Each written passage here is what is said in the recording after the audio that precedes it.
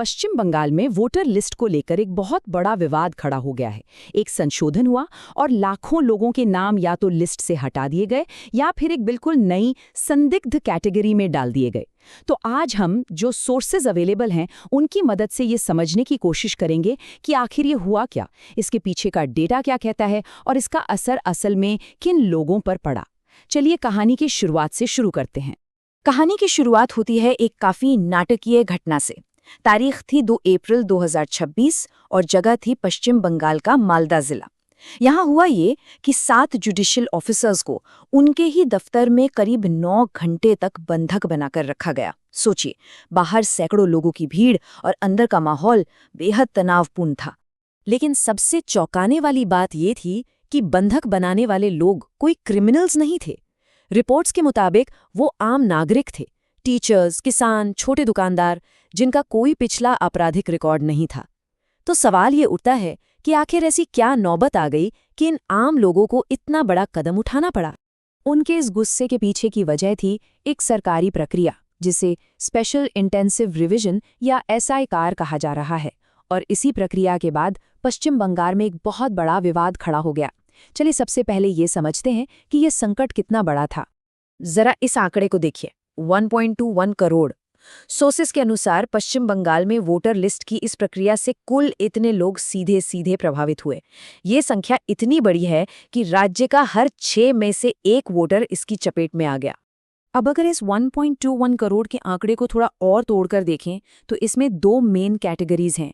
करीब 61 लाख लोगों के नाम तो वोटर लिस्ट से सीधे सीधे हटाई दिए गए और बाकी के 60 लाख लोगों को एक बिल्कुल नई और अभूतपूर्व कैटेगरी में डाल दिया गया, जिसे नाम दिया गया संदिग्ध वोटर। तो ये संदिग्ध वोटर आखिर है क्या? रिपोर्ट्स के मुताबिक ये एक ऐसी कैटेगरी है जो भारत के चुनावी सिस्टम में पहले कभी इस्तेमाल ही नहीं हुई। मतलब इस लिस्ट में जिसका नाम है वो न तो पूरी तरह से वोटर है और न ही उसका नाम काटा गया है। उसे बस कुछ लॉजिकल गड़बड़ियों के आधार पर एक तरह से बीच में लटका दिया गया है।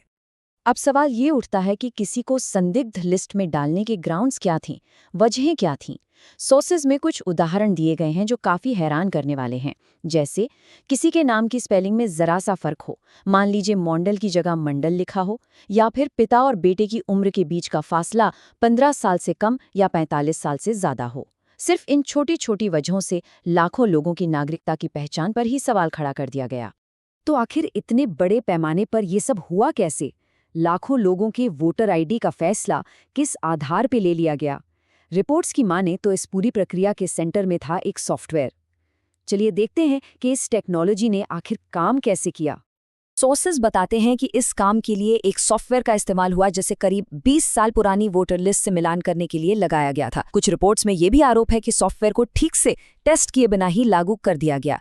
एक सीनियर इलेक्शन कमीशन अधिकारी ने तो कथित तौर पर यह भी मान लिया कि उन्हें पता ही नहीं है कि सॉफ्टवेयर कितना एक्यूरेट है। बात यहां तक पहुंच गई कि 24 मार्च को एक टेक्निकल ग्लिच के चलते कहा जाता है कि राज्य के सभी 7 करोड़ वोटरों को संदिग्ध मार्क कर दिया गया था। और तो और ये भी आरोप है कि अधिकारियों को कई निर्देश ऑफिशियल चैनलों से नहीं बल्कि व्हाट्सएप के जरिए दिए जा रहे थे। अब आते हैं मकसद पर। ऑफिशियल वजह ये बताई गई कि इस पूरी प्रक्रिया का मकसद अवैध बांग्लादेशी प्रवासियों को वोटर लिस्ट से बाहर करना है।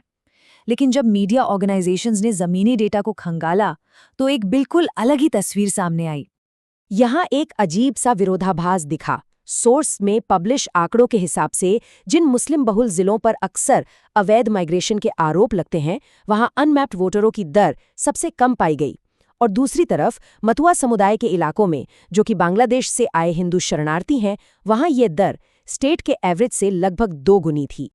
जब डेटा को और गहराई से यानी कि कॉन्स्टिट्यूएंसी लेवल पर देखा गया तो ये असमानता और भी साफ हो गई। डेक्कन हेरल्ड की एक रिपोर्ट के मुताबिक कोलकाता पोर्ट जैसे इलाके में, जहां मुस्लिम आबादी करीब 50% है, वहां संदिग्ध लिस्ट में 82% नाम इसी कम्युनिटी से थे। इसी तरह के पैटर्न मेटिया ब्रूज और भवानीपुर जैसे दूसरे इलाकों में भी देखे गए। और ये फर्क तब और भी गहरा हो जाता है जब हम बूथ लेवल पर देखते हैं।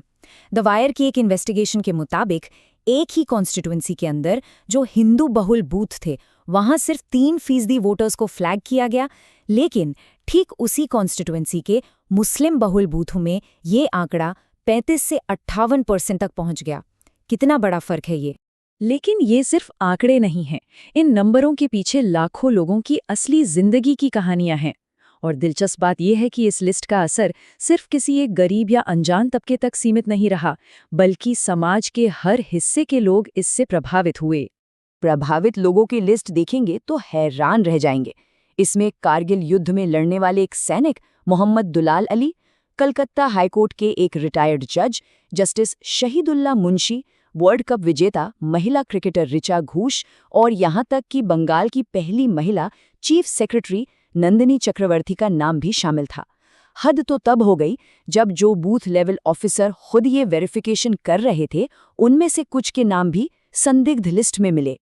रिटायर्ड जस्टिस शहीदुल्ला मुंशी, जिनका नाम हटा दिया गया था और परिवार को संदिग्ध मार्क किया गया था, उन्होंने अपने अनुभव को बहुत अपमानजनक और दर्दनाक बताया। हालांकि मीडिया में खबर आने के बाद उनके नाम को लिस्ट में वापस जोड़ दिया गया, लेकिन उनका मामला इस प्रक्रिया के पर्सनल इम्पैक्ट को दिखाता है। सोर्सेज ये बताते हैं कि ये मुद्दा सिर्फ पश्चिम बंगाल तक का नहीं है, बल्कि ये देश की पूरी चुनावी प्रक्रिया की ईमानदारी पर कुछ बड़े और गंभीर सवाल खड़े करता है। चलिए इसके बड़े मतलब को समझते हैं। सोर्सेज में ये भी आरोप लगाया गया है कि ये शायद एक दो तरफा स्ट्रैटेजी का हिस्सा है। एक तरफ तो असली वोटरों के नाम लिस्ट से हटाओ और दूसरी तरफ फॉर्म 6 के बल्क एप्लीकेशंस के जरिए दूसरे राज्यों के लोगों के नाम बंगाल की वोटर लिस्ट में जोड़ो। रिपोर्ट्स के मुताबिक ऐसे ही आरोप पहले दिल्ली और महाराष्ट्र के चुनावों के दौरान भी सामने आ चुके हैं। इस पूरी प्रक्रिया का चुनावी नतीजों पर कितना बड़ा असर पड़ सकता है, ये चार्ट उसे समझने में मदद करता है। देखिए, पश्चिम बंगाल की 294 में से 234 विधानसभा सीटों पर प्रभावित वोटरों की जो संख्या है, वो 2024 के लोकसभा चुनावों में जीत के अंतर से कहीं ज्यादा थी। ये आंकड़ा साफ साफ दिखाता है कि इतने बड़े पैमाने पर वोटर लिस्ट में बदलाव चुनावी नतीजों को पूरी तरह से बदलने की ताकत रखता है।